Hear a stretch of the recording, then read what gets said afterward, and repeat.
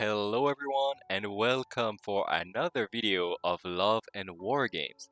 In this video, we will take a look at the Crown starter set and we will see also what to build with this set, what are the general playstyle of the Crown, what is the fluff behind them, and which unit you can play with, which lists you can make, and finally how you can expand from this set if you like the Crown into a larger collection. Because yes, the Crown starter set is, as the name suggests, the best point to start with the Crown. So this video is kinda going to be an introduction on how to start Dystopian Wars with the Crown. So before everything, let's talk about what is the Crown. The Crown, as the name might suggest, is the dystopian age version of the British Empire. They are, as of the time of the game, the largest superpower in the dystopian age. They are, basically the British Empire but steampunk. This is a very easy way to say it because most other nations are quite different from their real world counterpart. If you look at the alliance with the French and Italy or the Commonwealth with Russia and Poland, they're very different both in terms of territory they own and in terms of what the idea behind these factions are. Not so much for the Crown. The Crown is exactly what you would imagine from the British Empire. However, even if they are still the superpower of the world, they are on the decline. And they have been fighting against all these newer powers, especially, for example, the Imperium or the Alliance that are very close to home and that have been growing in powers recently. And they are, as I say, raging against the dying of the light. This is very much a theme for the Crown. They have these older looking ships, very cool, very baroque, but you can feel that their technology starts to lag behind some of the other superpowers. They don't have any giant robot, they don't have any fancy reactor or weaponries. They have big ships, tough ships, a lot of them, and they are trying to contain the technological progression of the world to make sure that they maintain the status quo. They do, however, have a few very specific pieces of technology that are exclusive to them, and they use them very well. On top of just being British ships, you also have other, what we will call sub-factions. So the British are one type of sub-faction. You also have the Canada, which already has quite a few boxes released for them, very cool ships. We start to have teasers for the East India Trade Company, which is a variation of a British. We will also have Australian ships. We've already started to have teasers for Australian submarines, and then we are also very excited for Indian ships. They were there in the previous version of the game in 2.0 and 2.5, and we're really excited to see these giant palaces coming back. So yeah, a lot of different sub-factions in the Crown, all led of course by the British, and a very cool fluffy theme of basically being this old superpower trying to maintain its reign. So how do they play actually on the table? Well, I would like to say that they are what I would consider the default faction. They are the most simple, basic, but not in a bad way, faction. They don't have any fancy trick, they don't have any fancy weaponry, they have tough ships, they don't have a lot of specific rules, and I would say they are a good point of reference when you want to compare other factions. You compare any cruiser to an Albion cruiser for the British, for example, and you would have a good point of reference. Any battleship can be compared to the Britannia, and yeah, they are very much the standard. As I said, they are still very solid for their point cost. Yes, you don't pay for any fancy trick, but it means that all your ships are quite point efficient, and also they have a few rules, meaning they make the most out of the basic weapons. So for example, they have a boost for their heavy gun batteries, which can be very powerful, especially in the larger ones, and they also have the best torpedo of the entire game. Like their torpedo game is above anyone else. They have a specific Trident generators that can boost torpedoes, and they just can put a lot of those, a lot of torpedoes with a high quality.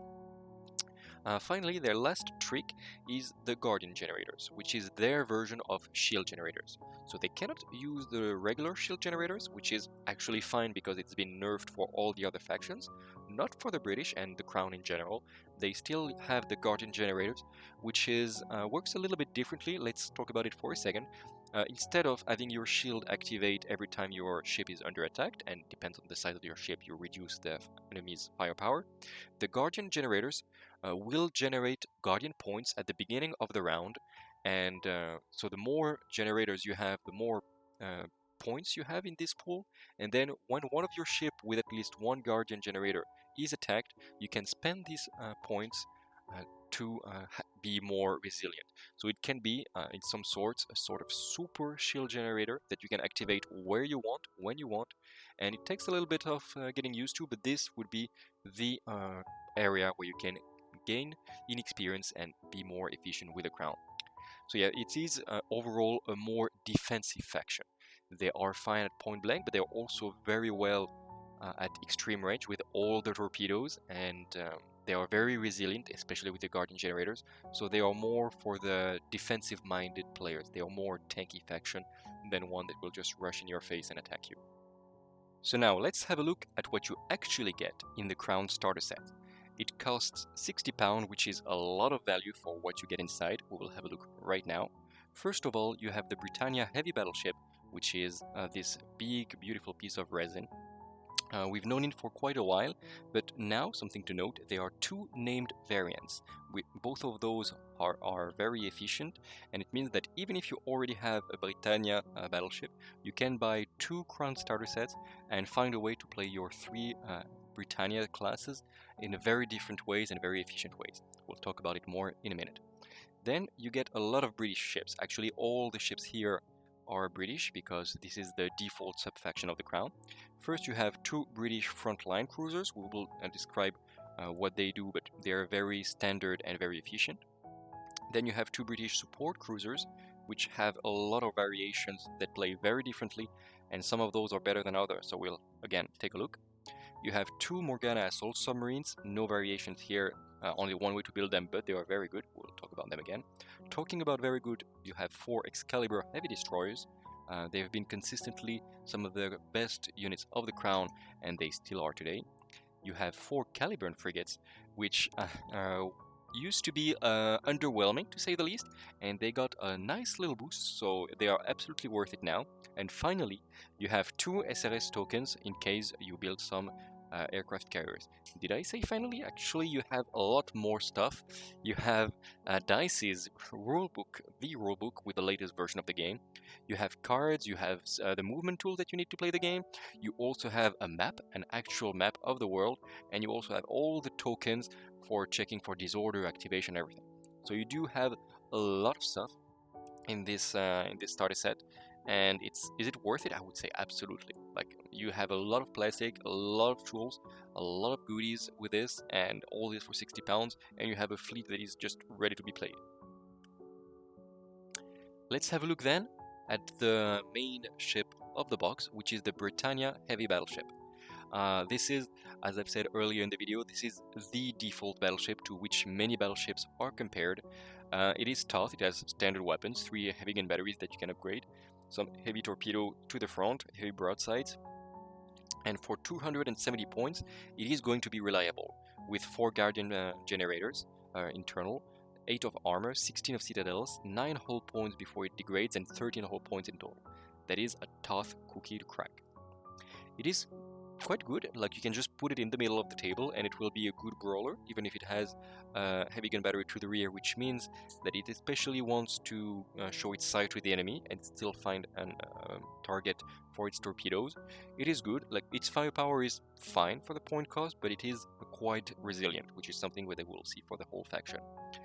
You can customize it for quite a few different roles, especially since you can attach an Albion cruiser to it, and then you can really play with the different weapons that you can put on him to be more like an extreme range ship that will stay in the back.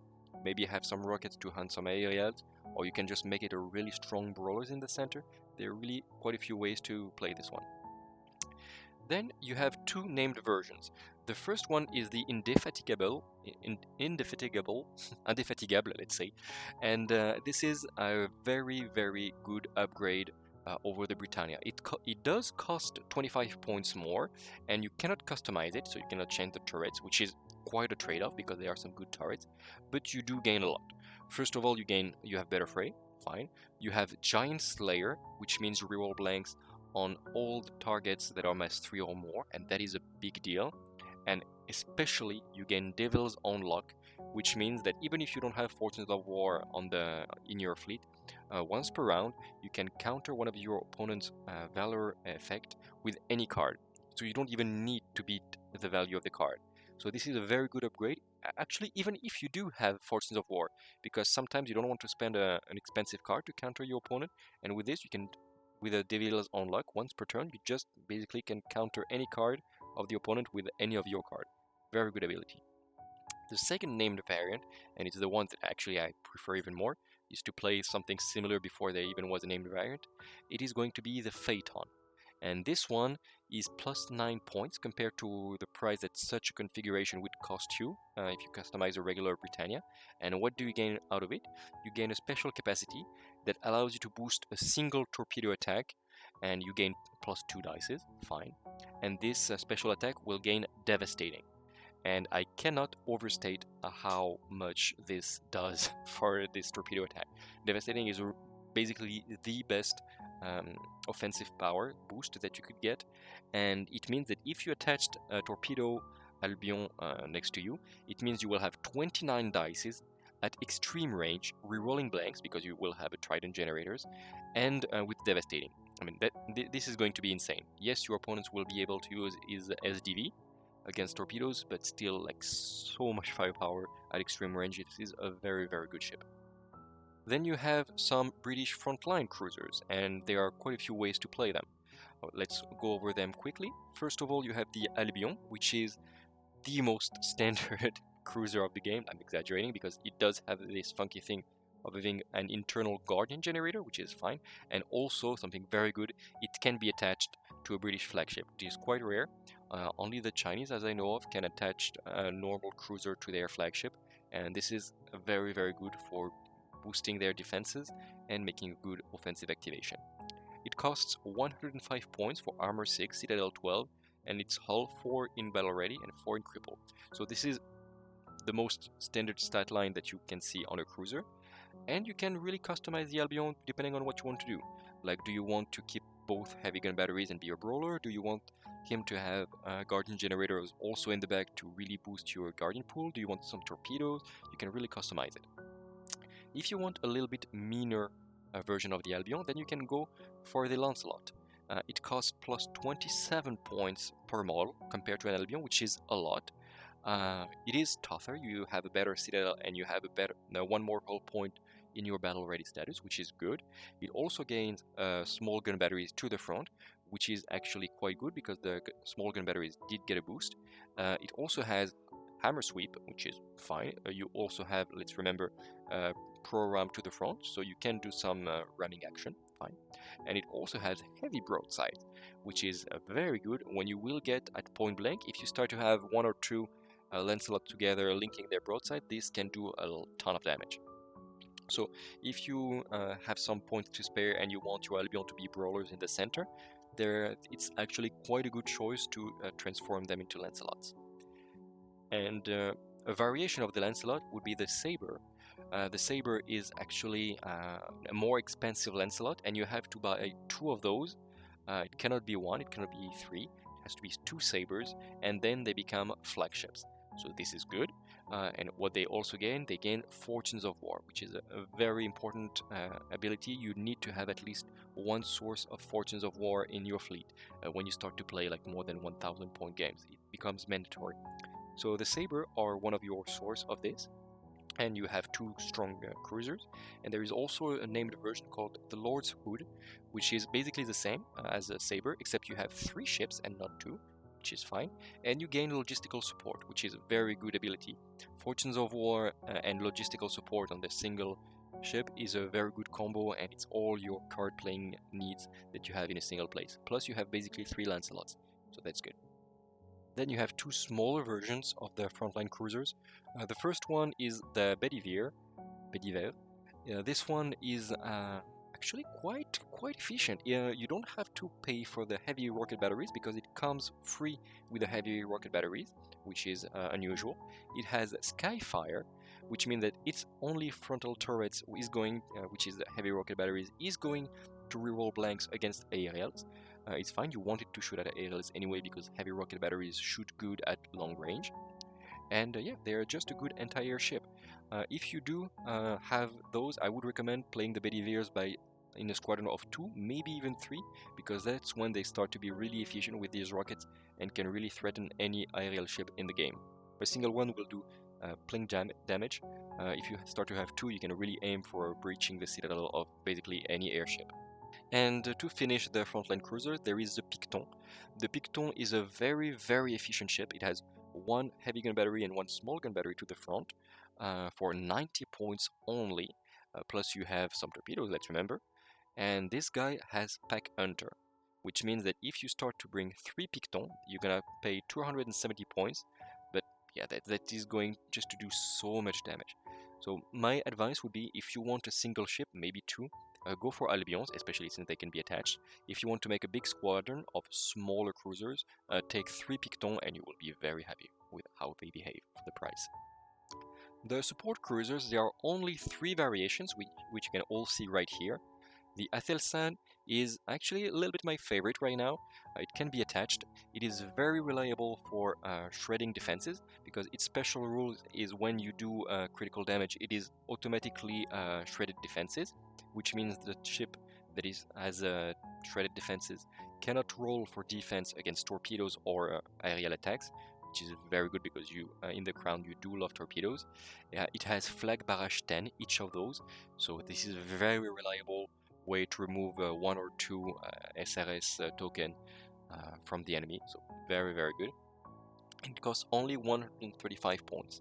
I would recommend either buying one and attaching it to a ship that can then, like, you can just first shoot with the Athelstan, shred defenses, and then shoot torpedoes, or you can just build 2 of those, and then you're pretty much guaranteed statistically to do critical damage on basically any ship in the game. And that is a very reliable way to shred defenses. The Agincourt is not the best artillery piece of the game, but it's still very efficient. It costs 120 points for an extreme range firepower. The firepower is not that overwhelming, but you can buy for the upgrades that you want, depending on your list. And you pay a little bit for this versatility of being able to buy for the upgrades that you want.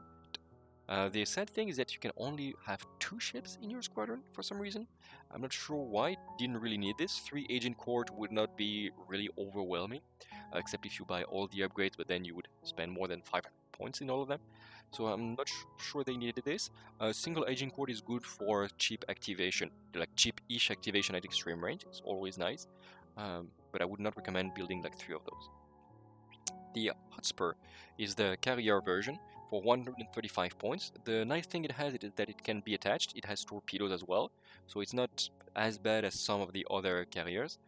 The funny thing is it has full steam ahead, which is not the thing that you usually want on a carrier. Like, I mean, in the Fluff it does have it, but I wouldn't recommend using this.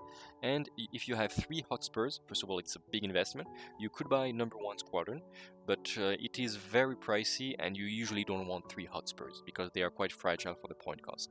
So I would not recommend the number 1 squadron, except if you really have a fluffy theme in mind. And to finish what you get in the box, you have these like non-variable, like you don't have variants for those ships.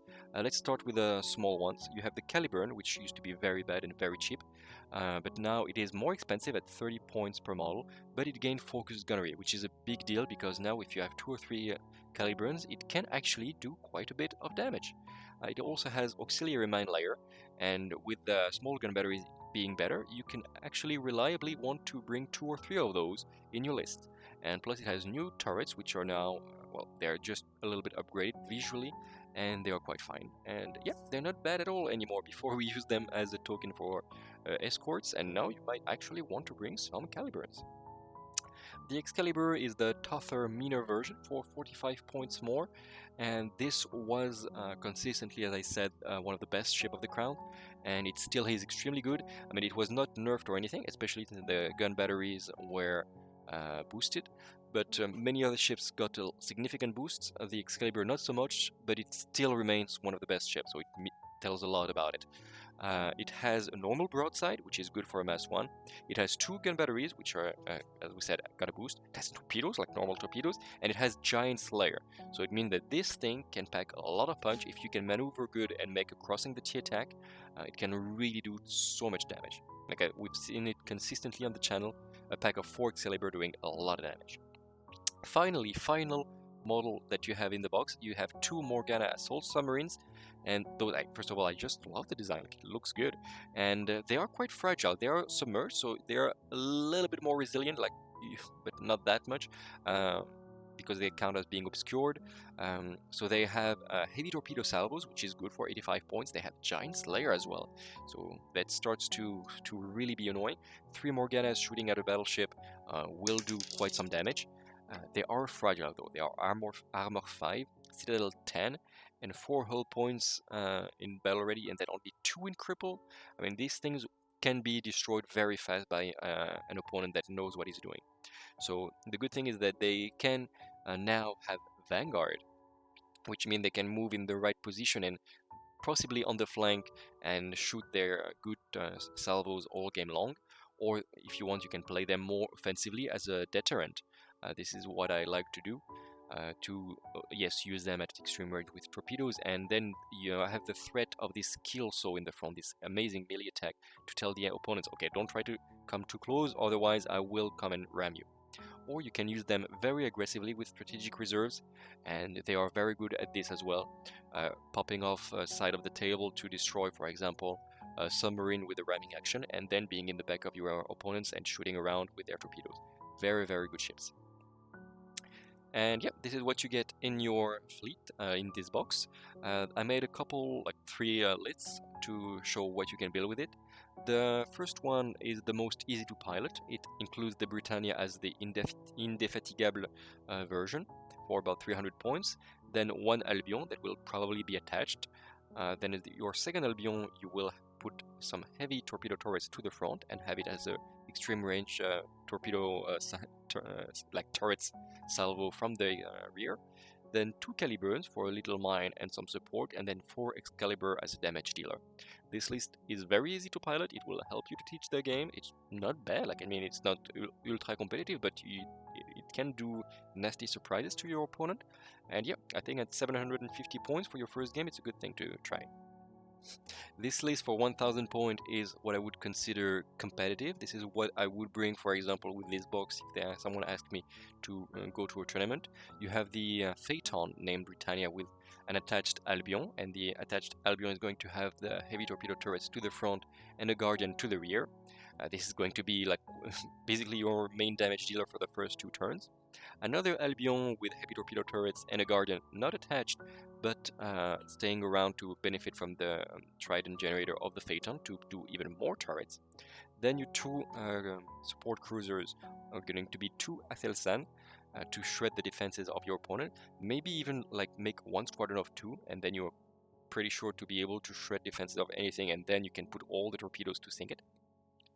2 Caliburns around, again, cheap activation, and they are quite mobile. They have good gun batteries, and it gives you a mine. And then the 4 Excaliburs, because don't leave home without your 4 Excaliburs, they are so good. And then I made this list. If you later have more ships from the Crown and you start to have Canadians or more British or Air Forces, etc., this is a force that you can put in reserve for 950 points. So it's more like for larger games when you play at 1500 or 2000 points. You can have this in reserve with your starter set, and this is going to be quite fun to play. 1 Britannia, the default one, with an attached Albion to be like this efficient brawler. 1 Lancelot, again very efficient brawler. 2 Athelstans, which will love just coming around, being protected and just shredding defenses. And then 4 Excalibur, which at point blank again are extremely efficient brawlers. So this is meant to be in strategic reserve and just come from one of the flank and just devastate one flank of the opponent. Now that you know what to do with the box, like what do you need to buy, like what could you buy if you wanted to expand?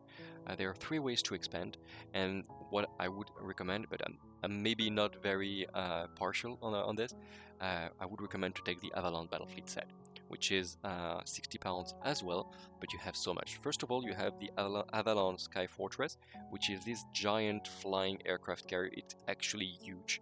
Like, it's much bigger than, for example, the Britannia that you have in the starter set.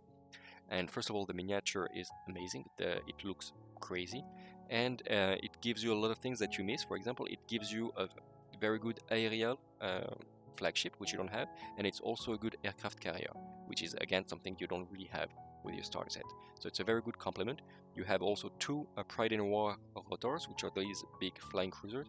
They're, to make it simple, they are flying Albion, but a little bit faster. If you want to know how to play all of these units, have a look on how or what to build video on the Sturginium skies. We explain a little bit better, but yeah, very good ships. And you have 4 Saxons, which are the smallest aircrafts, plus 2 Tintegel rotors, which are those flying. I actually think you can have 4 Tintegels, I'm not sure anymore. But yeah, you have a lot of small flyers anyway, and they are very good, very fast, and you put them on the flanks, and they are very good harassing units, which is something you don't have again. You have 2 more support cruisers, which makes 4 in total, so you can build some more Athelsans, some Hotspur, or some Ancient Court for some extreme range firepower. You have 2 more Morgana submarines, so you can easily make a pack of 3 to come from strategic reserve and just be efficient, and 1 to stay in your backline. You have 4 more Excalibur destroyers. I don't need to explain more what I think about those, and more SRS token, which is always good. So an extremely good pack to expand if you want to stay with British forces, only British forces. This is a very good expansion. Then we have the Protector Battlefleet set, which is a Canadian force, and I just love all of those ships. First of all, you have the Protector Submarine Carrier. Again, it is what you need because it is an aircraft carrier, which you don't have in the starter set. And this is just like, first of all, it's at the same time a submarine and aircraft carrier. How cool is that? And it just received in the latest orbit a named version that allows it to launch all its aircrafts on the turn when it arrives. So that is very, very cool, and that is extremely efficient. You have 2 Canadian Frontline cruisers, which are more they have more forward-facing weaponries, and they are actually a little bit easier to pilot, I would say, and very good for beginners, and very tough. If you shoot at them from the front, they are just not dying. And finally, you have 4 Orca Hunter submarines, which can be good submarines to prowl around, or you can attach them, for example, to the Protector, which is a very good deal as well. And you have more SLS tokens. And finally, by the way, I didn't explain this one, I didn't write it down. The Protector is £45, by the way. And finally, the Victory Battlefleet set, which is actually one of the larger boxes. As you can see, it's £85, but boy, do you have a lot of plastic with it. First of all, you have the Victory Heavy Carrier, which is this giant double-decked aircraft carrier. It's basically as big as the Avalon, but it's just on sea. You can build it as a classic Victory, which you see here, or the Arc Royal, which is one of the best aircraft carrier of the game. It is tough, and it has a lot of forward-facing firepower. Like it has basically as much firepower as the Britannia, but all forward-facing, and it has also like 8 SRS tokens or 10. Like it has a lot. Like it's very efficient. You have 3 frontline cruisers and 3 support cruisers, which is a lot. Let's remember that even in the Avalon box or in the starter set, you have 2 of each. So if you in the Victory, you have 3 of each that can really pile up. I think the Victory plus the starter set gives you 5 frontline cruisers and 5 support cruisers. Like, damn, that's a lot. You have 3 Morgana submarines, which would give you 5 in total. That starts to be a lot indeed. 6 Caliburn frigates, so again, you can start to make a big packs. You have 6 Excalibur destroyers, making 10 in total, so you can make, like, you can really start to make a big list with a lot of Excaliburs. That's great. And you have 3 SLS tokens, so very, very good pack as well. A little bit more expensive, but you have a lot. If you buy the starter set and the Victory Battlefleet set, you're all set for your crown, like your crown surface forces. And that is going to be it. Thank you for watching until the end of the video. I hope this helps you to see more what is the crown, how do they play, and what you can do actually with the crown starter set. Hope you liked the video and found it informative. If you did, please give us a thumbs up. It really helps with the YouTube algorithm. And also leave us a comment telling us if you're already a crown player, what did you think of this, or if you're a new player, did this convince you to play the crown or not, and why especially. I would be curious to know, like, if you are tempted to play crown, what makes you interested in them, and if you really don't like, again, what you don't like in the crown. Thank you very much for having watched this video, and until the next one, take care of yourself and remember to keep spreading the love all around you. Bye!